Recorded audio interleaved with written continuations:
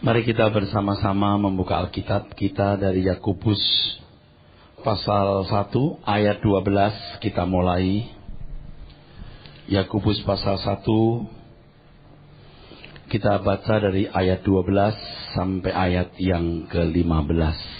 Berbunyi demikian ayat yang ke-12.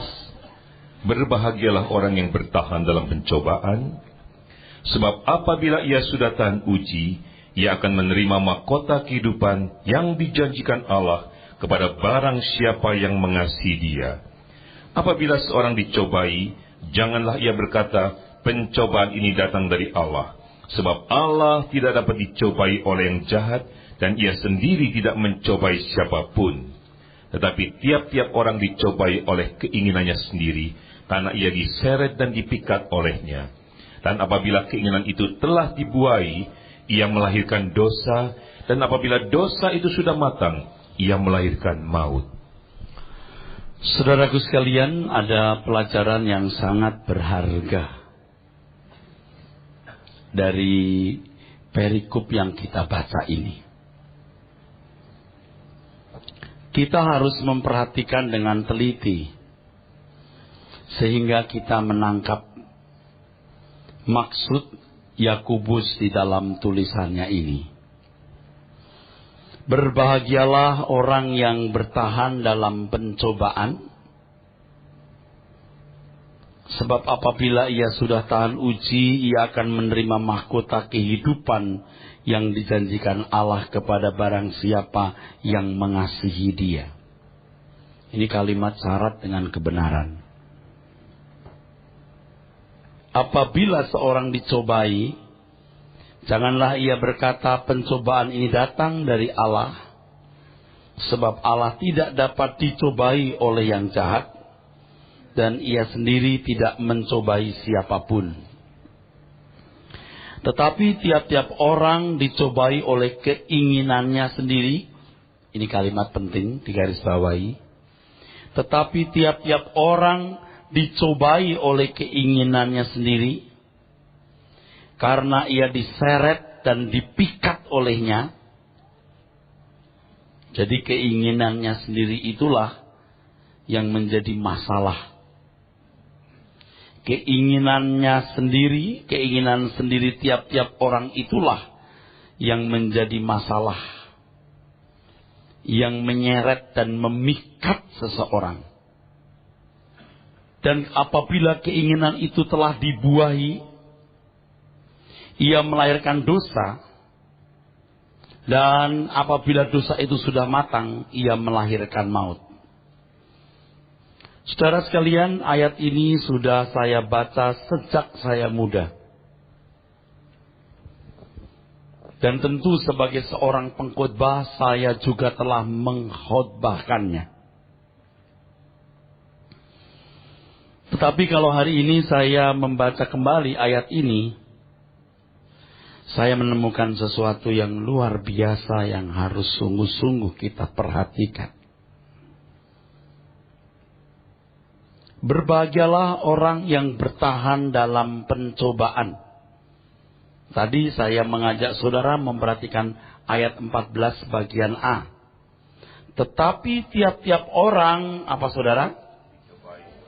Dicobai oleh keinginannya sendiri, karena ia diseret dan dipikat olehnya. Dalam kehidupan anak-anak Tuhan, keinginannya sendiri itulah pencobaan yang memikat dan menyeret seseorang, menyeret dan memikat orang tersebut, yang kalau dibuahi sampai membawa maut. Berbahagialah orang yang bertahan dalam pencobaan. Orang yang bertahan dalam pencobaan artinya orang yang tidak terpikat dan tidak terseret oleh keinginannya sendiri.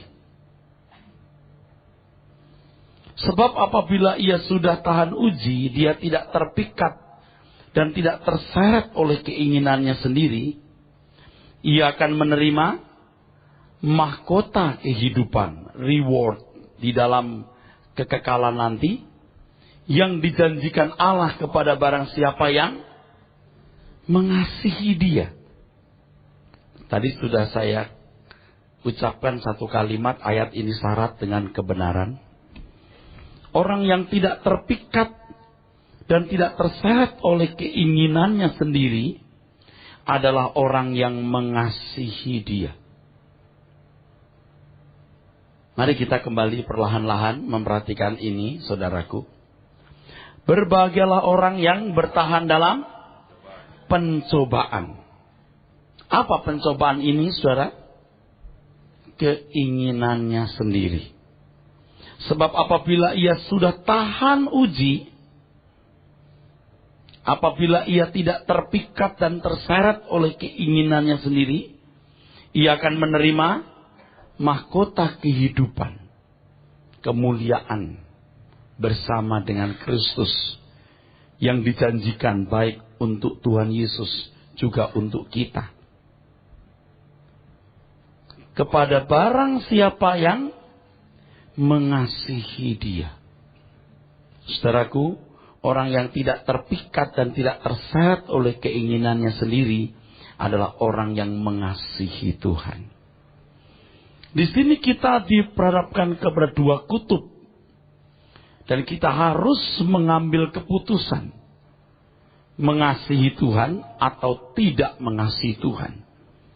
Mengasihi Tuhan berarti kita tidak terpikat dan tidak terseret oleh keinginan kita sendiri.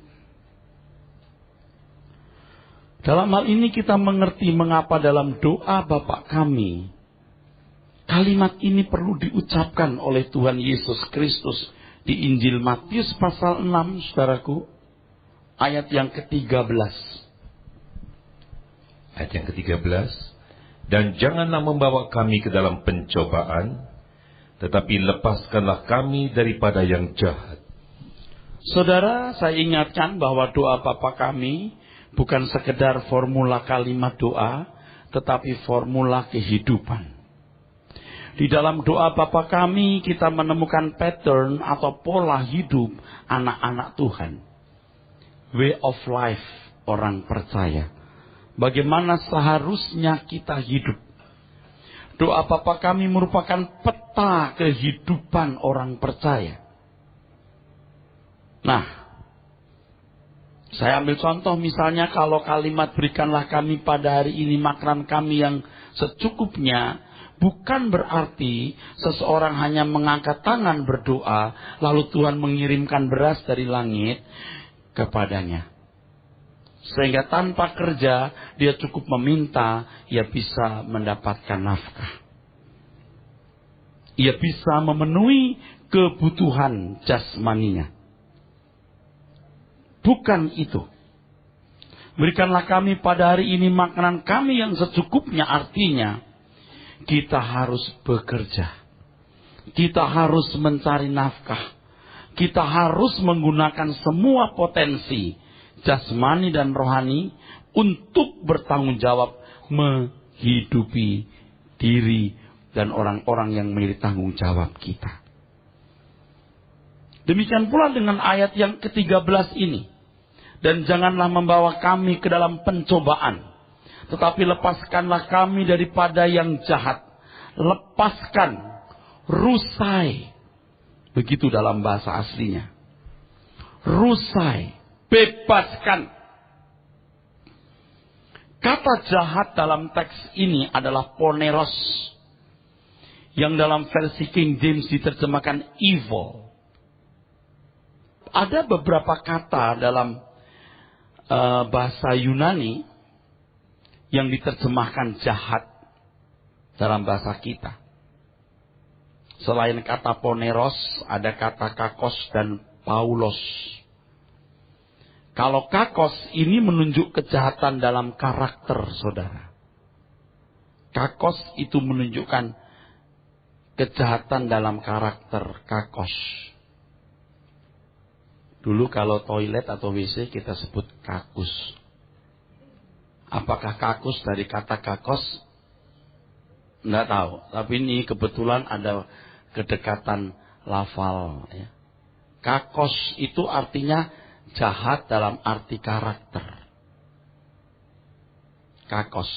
Kalau Paulos itu artinya keburukan tetapi secara umum.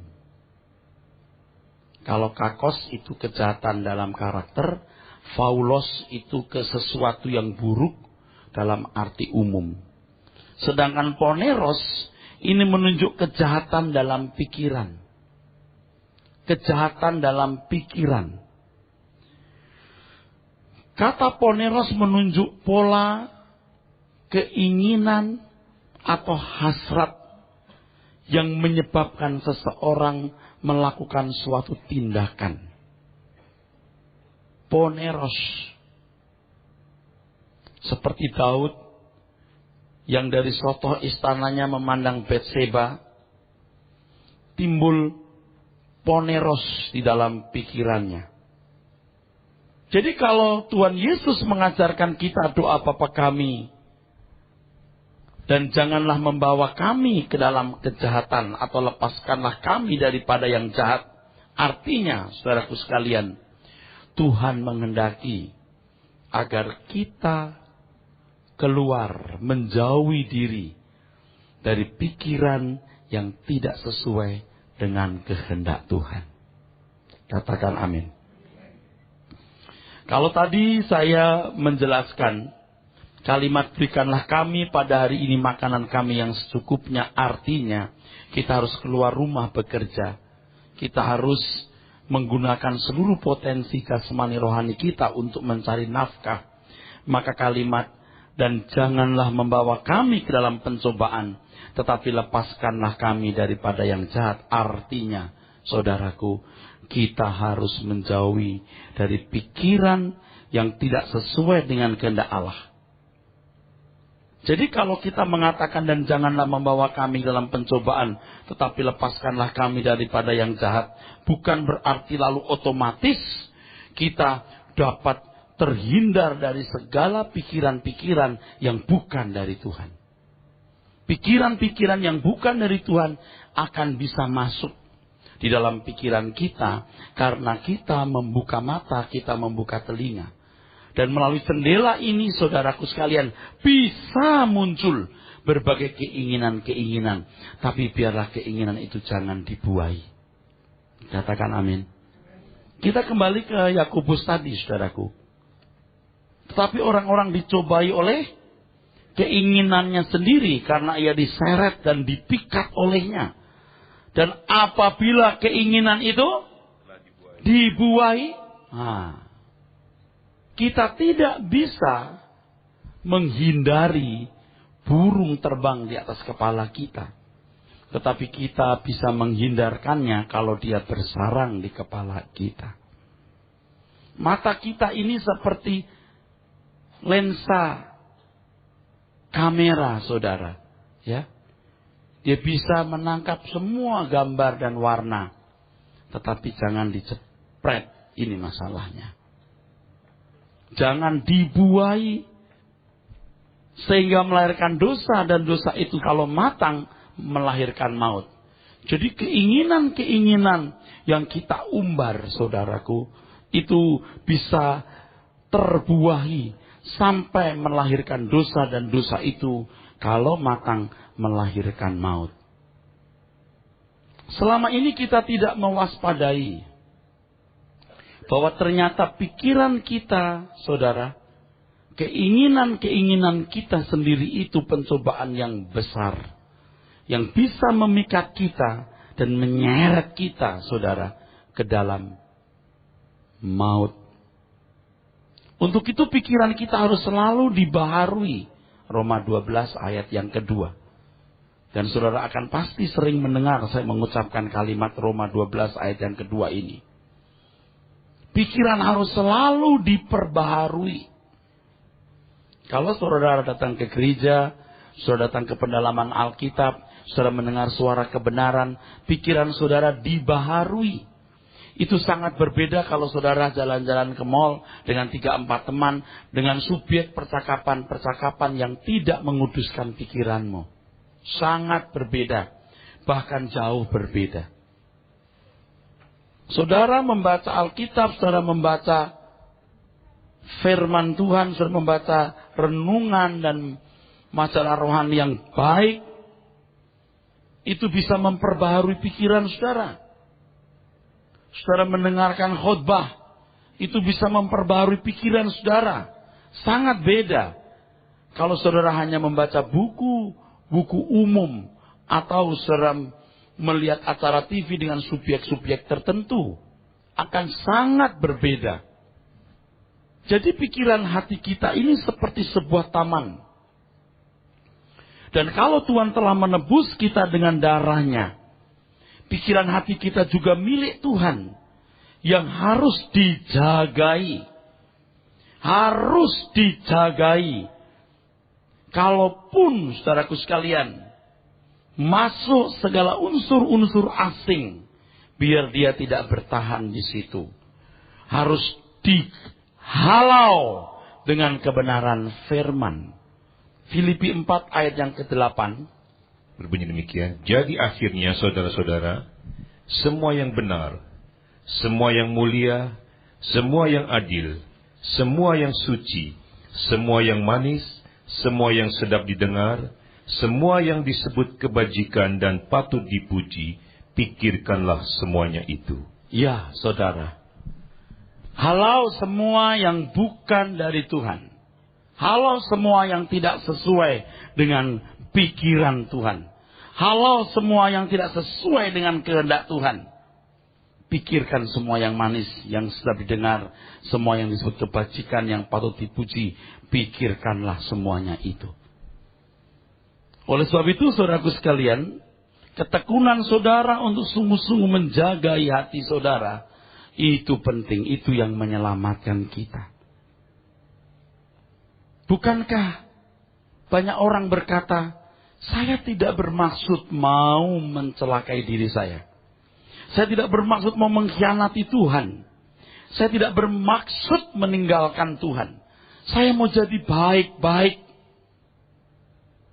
Saya tidak mau mengotori pikiran hati saya dengan hal-hal yang jahat.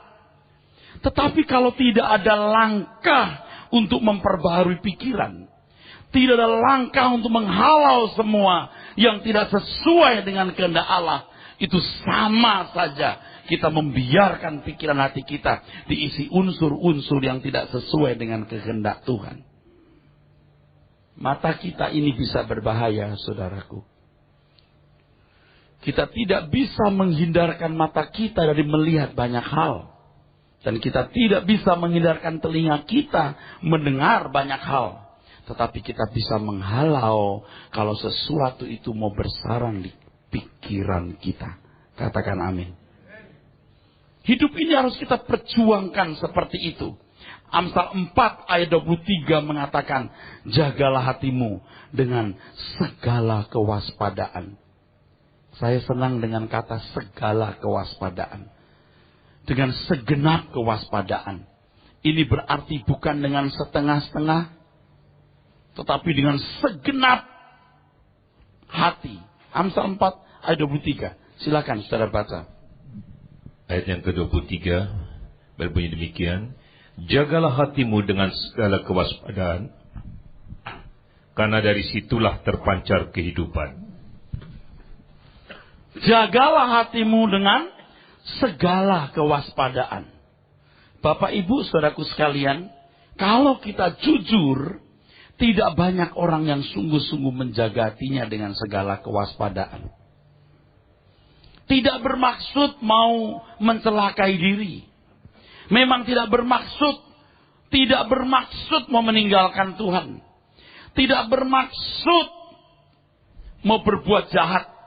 Tetapi kalau kita tidak serius, saudaraku, menjaga hati kita, kita sama juga memang mempersilahkan banyak unsur yang bukan dari Allah menetap di dalam pikiran kita. Sama seperti kalau kita punya halaman di Indonesia ini, tanah subur, saudara. Itu kalau nggak rajin-rajin cabut rumput, hari ini cabut, besok muncul lagi, cabut, besok muncul lagi. Nggak rajin-rajin, saudara, itu rumput liar akan tumbuh besar. Dan kalau sudah tumbuh besar, apalagi kalau sudah berakar sudah repot. Jadi orang harus serius membersihkan halaman rumahnya. Demikian pula kita. Kita memiliki mata yang menangkap banyak hal. Sehingga muncul banyak keinginan-keinginan dalam pikiran kita. Dan oleh karena dunia yang ada pada dunia kita ini, dunia yang makin fasik, saudaraku. Standar makin turun, kita sering mentolerir keinginan-keinginan yang muncul di dalam benak kita. Keinginan-keinginan yang kita anggap tidak melanggar hukum. Keinginan-keinginan yang tidak melukai orang lain. Keinginan-keinginan yang tidak merugikan sesama. Kita berkata, enggak apa-apa. Padahal, saudaraku, kita dipanggil Tuhan untuk berguna bagi Tuhan. Kita dipanggil untuk efektif bagi Tuhan. Kita dipanggil untuk sungguh-sungguh berguna bagi pekerjaan Tuhan. Nah, kalau pikiran-pikiran yang bukan dari Allah kita biarkan masuk dalam pikiran kita, kita menjadi tidak efektif. Saudara, dalam hal ini saya juga belajar. Saya bukan jadi orang Kristen yang langsung jadi baik. Jatuh bangun juga. Dan saya mengerti kapan saya mempunyai kehidupan rohani menjadi tumpul. Saya sadar kapan saya menjadi tidak efektif atau kurang efektif bagi Tuhan. Saya sadar bagaimana saya tidak menjadi hamba Tuhan yang memberkati banyak orang. Kalau sudah mengizinkan keinginan-keinginan dalam pikiran kita. Dan kita hanyut dengan pikiran-pikiran itu. Walaupun itu hal-hal yang tidak melanggar hukum. Walaupun itu hal-hal yang tidak melukai orang lain. Walaupun itu bukan hal-hal yang merugikan sesama. Itu menumpulkan pelayanan kita. Itu nggak membuat kita efektif. Nah, di sini kita menemukan, saudaraku, orang-orang yang akan makin efektif bagi Tuhan. Jadi fokusnya itu Tuhan, kerajaannya, dan pekerjaan Tuhan. Kalau ada anasir atau unsur-unsur asing dalam pikirannya, dia akan mudah mendeteksi. Dia akan mudah menghalau. Dan ia bisa berkata seperti yang Tuhan Yesus katakan, makananku adalah melakukan kehendak Bapa dan menyelesaikan pekerjaannya. Tapi ada orang-orang yang mentolerir segala keinginan yang muncul. Hal-hal yang memang tidak melanggar hukum. Tidak melukai sesama atau tidak merugikan orang lain. Tetapi membuat kita tumpul dalam pelayanan. Kita tidak efektif bagi Tuhan. Kita tidak berdaya guna bagi pekerjaan Tuhan. Kalau kondisi ini berlarut-larut, saudaraku. Itu keinginan yang tadinya sebulan 3 jadi 4. Nanti sebulan jadi 5. Sebulan jadi 6. Dia akan mentolerir lebih banyak keinginan yang muncul di dalam dirinya. Dan itu akan membuat dia tumpul bagi Tuhan, saudara. Iseng. Jalan-jalan. Oh, enggak salah jalan-jalan. Tapi kalau iseng terus nih. 4-5 jam Anda di mall tanpa buat sesuatu. Memang itu tidak melanggar hukum. Memang itu tidak merugikan orang lain. Enggak ada yang dilukai. Tapi 4 jam di mall tanpa ada gunanya. 4 jam itu mahal, saudaraku. 70 tahun itu angka yang sangat kecil untuk mengerjakan sesuatu yang bernilai abadi. Nanti kalau saya beri contoh-contoh sederhana, takut jadi naif. Tapi saya beri contoh soal ini dulu. Mau ganti handphone, tidak salah. Tapi cuma demi harga 100.000 perbedaannya. Dia pergi ke Mangga Besar misalnya. Berapa jam Anda macet? Udah di Mangga Besar itu pun dia keliling-keliling. Hanya demi perbedaan 100.000 rupiah. Ini contoh yang kecil jadi naif. Tetapi ini fakta yang terjadi. Anda tidak salah lo jalan-jalan misalnya dengan keluarga kemana gitu. Tapi kalau saudara gatel. Mesti jalan-jalan terus. Apalagi kalau jalan-jalan dengan orang yang membuat Anda tidak makin bertumbuh. Anda wasting. Anak-anak muda perhatikan. Saya lihat anak-anak muda itu giatel kalau nggak jalan. Padahal waktu yang dia miliki itu betapa efektifnya kalau digunakan untuk yang lain, saudaraku. Oke, kalau saudara menganggap membaca Alkitab terus membosankan, kerjakan sesuatu yang itu nantinya akan berguna bagi pekerjaan Tuhan. Pikiran. Banyak, saudaraku. Kadang-kadang ya, orang buru-buru pulang, ngapain? Ini ada sinetron kesukaan saya. Oh, bukan salah nonton sinetron. Tidak salah. Tidak keliru sebenarnya. Tapi kalau itu menjadi ikatan, begitu sinetron itu sudah habis serinya, dia memimpikan seri yang lain. Pak, jangan fanatik-fanatik lah Pak, nonton sinetron aja diomelin. Tidak salah nonton sinetron. Tapi kalau Anda dibelenggu oleh tontonan itu, sehingga ada banyak hal yang sebenarnya lebih berarti saudara mendekatkan diri kepada Tuhan, saudara akan menyesal selama-lamanya. Jadi saudaraku sekalian, berbahagialah orang yang bertahan dalam pencobaan. Ini menunjukkan bahwa melawan keinginan sendiri itu bukan hal yang mudah. Kalimat ini memberikan kepada kita signal, isyarat bahwa melawan pencobaan satu ini tidak mudah. Ayat yang ke-12, mari perhatikan.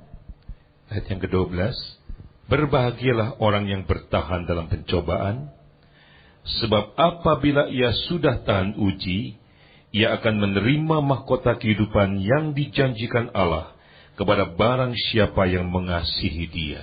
Jadi di sini kita menemukan bahwa musuh yang besar juga adalah diri kita sendiri. Dan untuk mengalahkan diri kita sendiri perlu bertahan. Sampai dikategorikan sebagai tahan uji.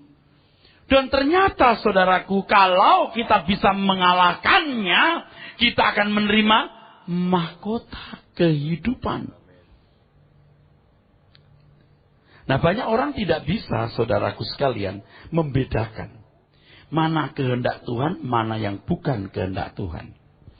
Sebenarnya, saudaraku, ayat ini sangat komprehensif dengan apa yang saya sudah jelaskan. Yang kalau ada papan tulis, saya bisa gambarkan bahwa manusia terdiri dari tubuh atau daging dan roh. Pertemuan daging dan roh ada jiwa. Jiwa itu media. Jiwa itu media. Media keinginan sarkos atau daging atau keinginan roh. Nah, keinginan diri sendiri yang dimaksud Yakobus ini pasti bukan keinginan roh, tapi keinginan daging. Nah, saking tidak dewasanya seseorang, ya karena tidak cerdas rohnya mengerti firman, dia tidak bisa membedakan keinginan yang muncul dari dirinya itu roh atau daging. Semua juga distempel keinginanku. Asal tidak melanggar hukum, tidak merugikan sesama, dan tidak melukai orang lain, halal. Bapak, Ibu, saudaraku, oleh sebab itu kita perlu belajar terus firman Tuhan. Bertumbuh terus dalam kebenaran firman Tuhan. Sampai kita bisa membedakan mana kehendak daging, mana kehendak roh. Nah, kehendak daging itu kehendak diri sendiri. Saudara bisa nangkap maksudnya? Nah, bertahan menghadapi keinginan daging ini bukan hal yang mudah. Jadi kalau orang menganggap itu hal yang mudah, dia belum pernah bergumul. Kalau dia menganggap itu bukan masalah, dia tidak pernah bergumul. Dia pasti orang yang mengumbar keinginannya sendiri. Orang Kristen yang mengasihi Tuhan, orang yang bergumul melawan dirinya sendiri. Sebab keinginan daging itu sudah bercokol di dalam dirinya. Roh berkehendak. Roh mau taat, daging tidak mau taat. Suara daging lebih keras. Tetapi kita yang mengerti firman Tuhan, kita punya satu komitmen. Menggunakan kehendak bebas kita untuk mendengar suara roh bukan suara daging. Jadi keinginan diri sendiri inilah yang sebenarnya keinginan daging, sarkosnya.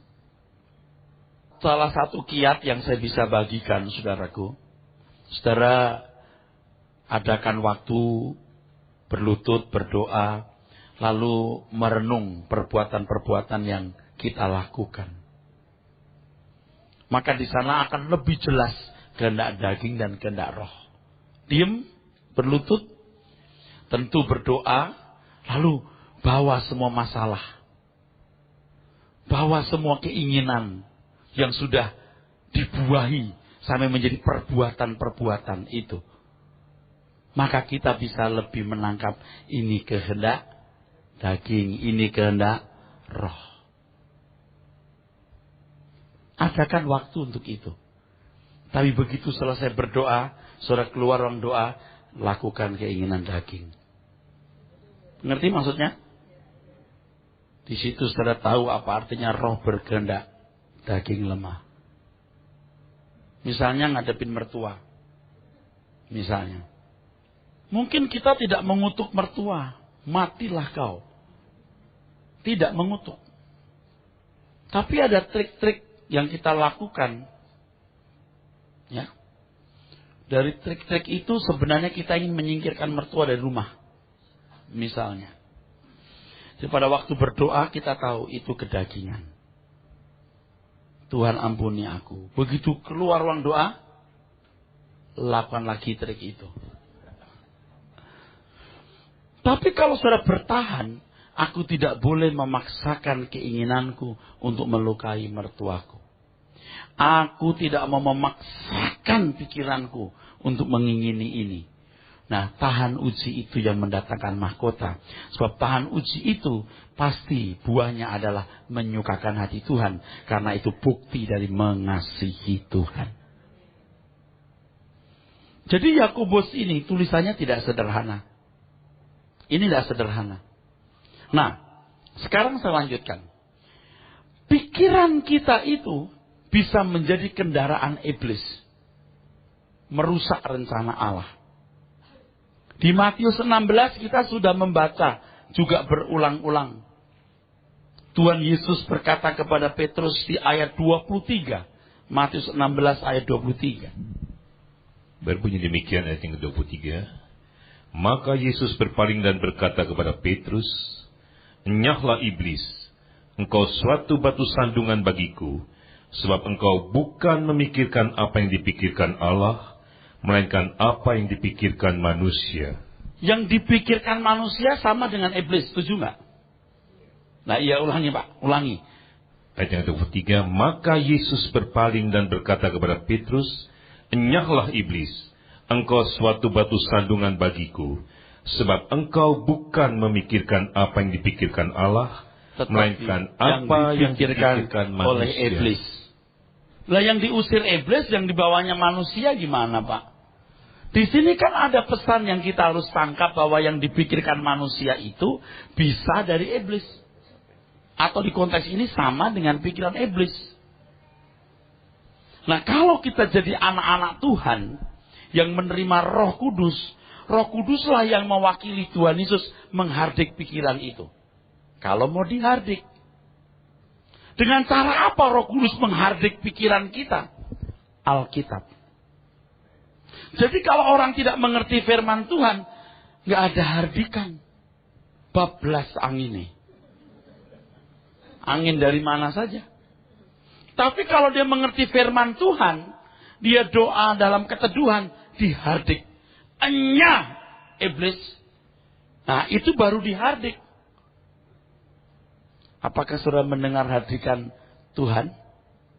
Tidak ada jawaban. Apakah saudara mendengar hardikan Tuhan? Ini menyangkut keselamatan kekal kita loh, jangan anggap remeh. Sebab selama ini pikiran yang muncul dalam diri kita, bahkan yang sampai terbuahi menjadi tindakan, itu kita beri stempel halal. Halal, sah. Tidak melanggar hukum, tidak merugikan sesama, tidak melukai siapapun. Sah. Tetapi ini bisa merusak rencana Tuhan. Tadi saya katakan kalimat yang saya gunakan tadi, tumpul. Betul? Jadi nggak efektif. Saudara kalau ke gereja, banyak masalah nggak kadang-kadang? Gelas jatuhlah, tetangga datang, tamu datang, saudara datang dari jauh. Sehingga saudara punya semacam permisif atau pembenaran untuk nggak ke gereja. Tapi kalau nonton bioskop, nonton film, itu nggak ada hambatan apa-apa. Loh kok ketawa? Pengalaman pribadi rasanya ya. Iblis memang berusaha supaya rencana Tuhan yang besar, yang agung, yang mulia dalam hidup seseorang tidak tergenapi. Maka banyak pikiran-pikiran dari hal sederhana terus sampai kepada hal yang betul-betul merusak. Nah, setan kan cerdas. Setan menghancurkan manusia itu tentu dengan kecerdasan yang melampaui pikiran manusia itu. Kecuali manusia itu dipimpin Roh Kudus. Nah, kalau sampai Petrus memakai nama Allah, ini kan sudah ekstrim banget. Petrus kira apa yang dipikirkan itu sesuai dengan kehendak Allah. Coba saudaraku. Untung Petrus dekat Tuhan Yesus. Dia mendapat hardikannya.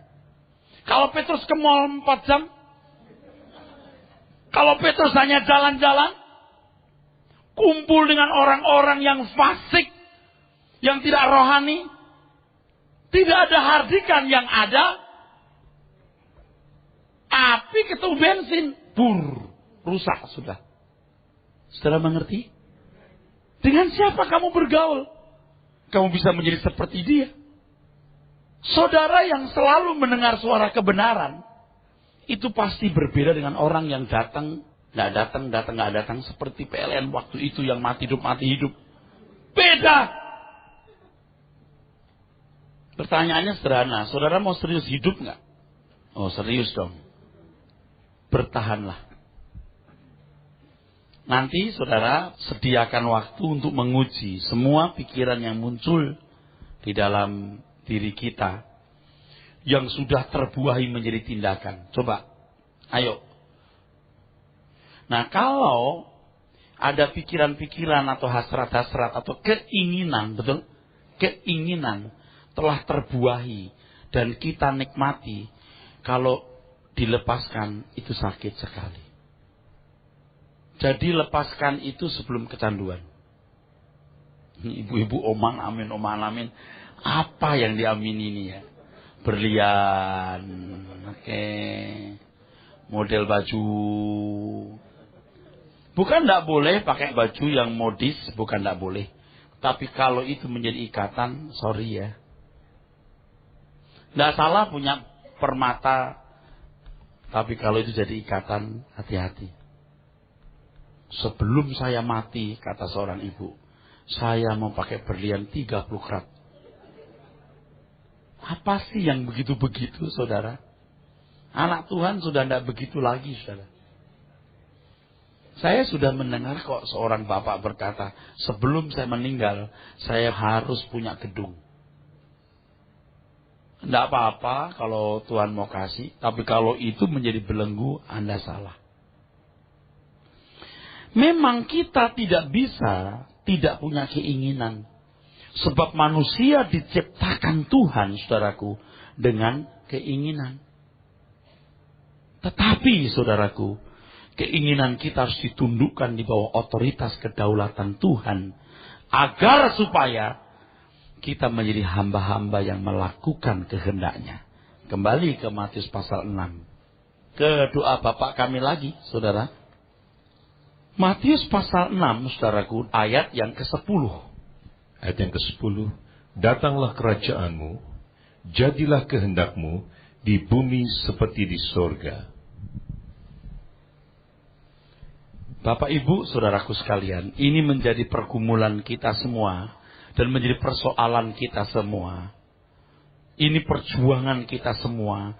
Bagaimana hidup sebagai warga kerajaan surga yang hidup di dalam kedaulatan Tuhan.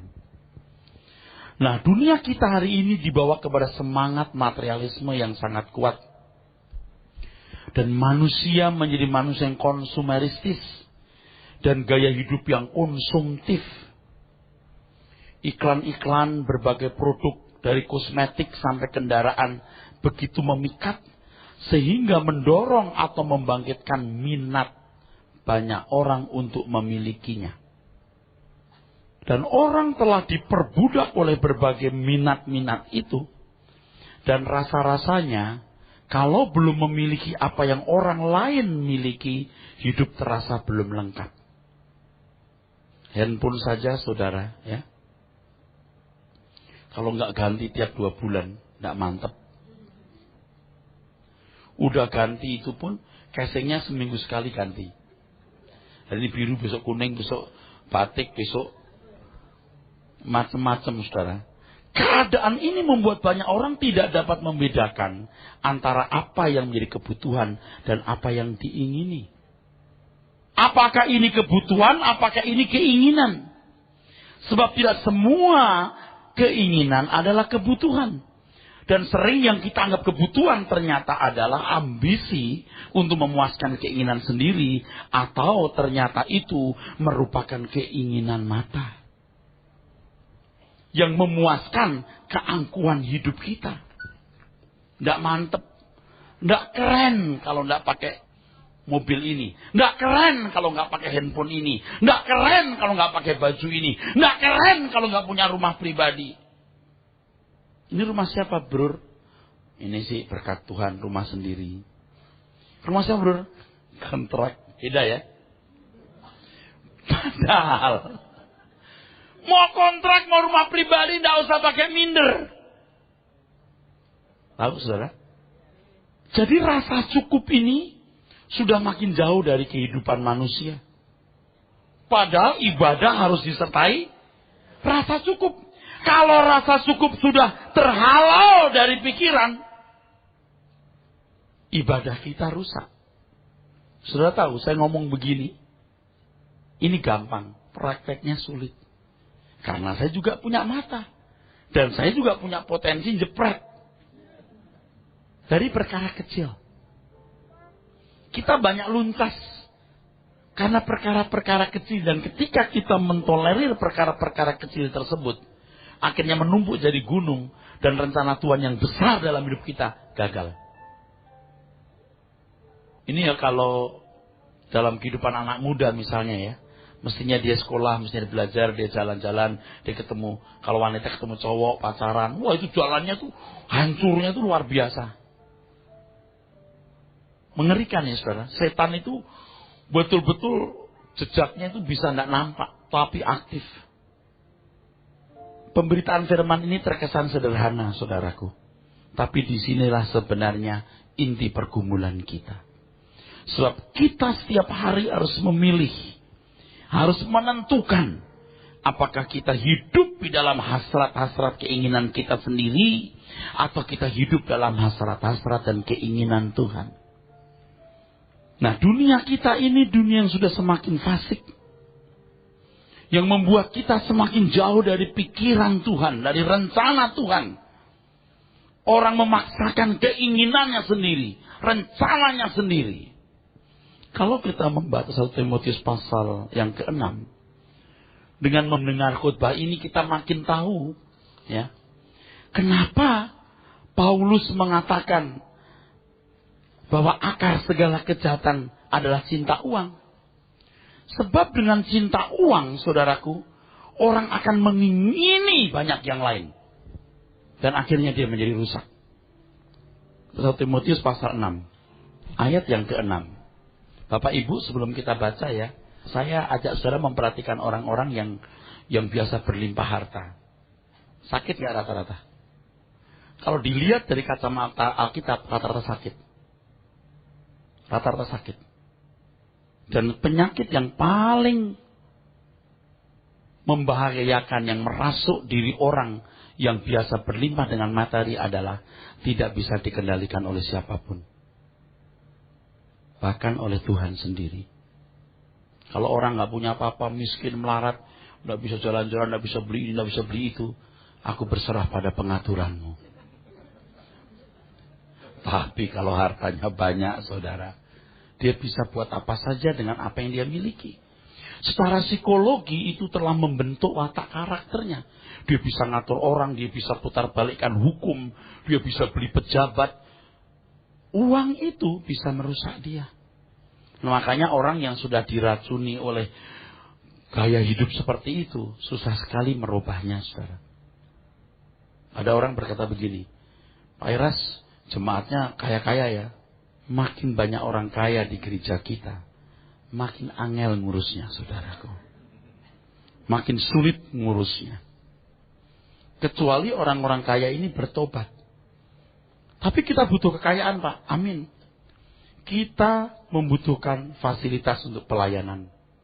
Tetapi saudaraku, saya tegaskan kalau ini pekerjaan Tuhan, Tuhan pasti membiayai. Pasti membiayai. Jadi firman Tuhan harus disampaikan dengan tulus, ya. Bukan karena diatur oleh manusia. Orang ada yang berkata begini juga, Pak Eras kalau begitu itu, apa nggak takut nanti jemaatnya kabur? Kalau nurani seseorang benar, dia mendengar firman Tuhan, makin murni, makin keras, makin original, makin amin, saudara. Tapi kalau memang hatinya bengkok, sorry Jack, emang kagak bisa diselamatkan. Jadi setelah kita memperhatikan Yakobus pasal 1 tadi, lalu menghubungkan dengan pernyataan Tuhan Yesus, doa Bapa kami, dengan Matius 16, waduh nyambungnya begitu. Benang merahnya itu luar biasa ya. Dan sekarang kalau kita kaitkan dengan 1 Timotius pasal 6, kita makin tahu kenapa Paulus tulis begini. Jadi semua itu punya pemahaman yang sama, nyambung. 1 Timotius 6 ayat yang ke-6 kita mulai. Tapi sebelum baca saya kasih tahu lagi, jangan takut jadi kaya loh. Wah, kata Pak Eras, kekayaan membahayakan. Ya Tuhan, buatlah aku miskin supaya tidak membahayakan. Salah, itu keliru, saudaraku. Saudara harus belajar firman, punya mangkok yang kuat, dan Tuhan mempercayai banyak. Karena pelayanan membutuhkan fasilitas. Ayat 6. Memang ibadah itu kalau disertai rasa cukup, memberi keuntungan besar. Terus, sebab kita tidak membawa sesuatu apa ke dalam dunia, dan kita pun tidak dapat membawa apa-apa keluar. Nah, itu mesti diingat. Saya tadi waktu sambil diam itu memikirkan, kefanaan itu, kalau kita hayati, membuat kita bisa mendengar setiap benda yang kita lihat berkata, selamat tinggal. Ketika kita menghayati kefanaan, sampai tingkat tertentu kita lihat semua benda, seolah-olah bisa berkata, selamat tinggal. Selamat berpisah. Saya masih waras enggak? Sangat waras. Setiap orang seolah-olah berkata, selamat berpisah. Cara berpikir saudara harus dirubah. Itu bukan berarti lalu kita tidak menghargai barang, tapi kita akan memanfaatkan seefektif mungkin untuk pekerjaan Tuhan. Sebagaimana kita tidak membawa apa-apa, kita juga kembali tidak membawa apa-apa keluar. Terus ayat yang ke-8, asal ada makanan dan pakaian cukuplah. Coba saudaraku, ini kan ayat-ayat ini kalau dulu kita bacakan kita bilang lebay. Ini keterlaluan. Ini mah berlebihan, hiperbola. Tapi setelah kita belajar firman Tuhan, kita baru tahu, oh, benar. Tapi ini di antara saudara ini ada yang masih berkata lebay. Karena saudara belum menghayati firman Tuhan. Saudara kalau terus belajar firman Tuhan di suara kebenaran, saudara menanggapi atau meresponi ayat ini bukan suatu yang berlebihan. Ini sangat akurat, sangat tepat. Katakan amin. 9. Tetapi mereka yang ingin kaya terjatuh ke dalam pencobaan, ke dalam jerat dan ke dalam berbagai-bagai nafsu yang hampa dan yang mencelakakan, yang menenggelamkan manusia ke dalam keruntuhan dan kebinasaan. Hampir tidak ada orang kaya yang ingin miskin. Aku pengen jadi orang miskin, tidak ada. Tapi orang miskin ingin menjadi orang kaya. Nah, saudaraku sekalian, mestinya orang miskin jadi kaya tidak salah, asal sungguh-sungguh untuk Tuhan. Orang kaya memang tidak boleh berkata aku mau jadi orang miskin, tetapi dia harus menjadi kaya di dalam Tuhan. Bagaimana menggunakan seluruh fasilitas yang dia miliki untuk Tuhan. Tetapi yang ada dengan kekayaan yang dia miliki, dia umbar kesenangannya. Dia bisa pergi kemanapun, dia bisa beli apapun, dia bisa menikmati apapun. Keinginannya bisa berlipat ganda. Kalau orang cuma punya 5, keinginannya hanya 1. Tapi kalau orang punya 50, keinginannya bisa 10. Orang punya 5.000, bisa lebih banyak lagi. Oleh sebab itu berbahagialah orang yang belajar kebenaran firman Tuhan, mangkok hatinya menjadi kuat. Ketika dia diberkati berlimpah pun, dia akan bisa menseleksi apakah keinginan yang muncul dalam dirinya sesuai kehendak Tuhan atau tidak. Sekalipun dia punya potensi untuk meraih apa yang dia ingini, tetapi dia lebih tunduk kepada kedaulatan Tuhan dan tidak mengingini apa yang tidak sesuai dengan kehendak Tuhan.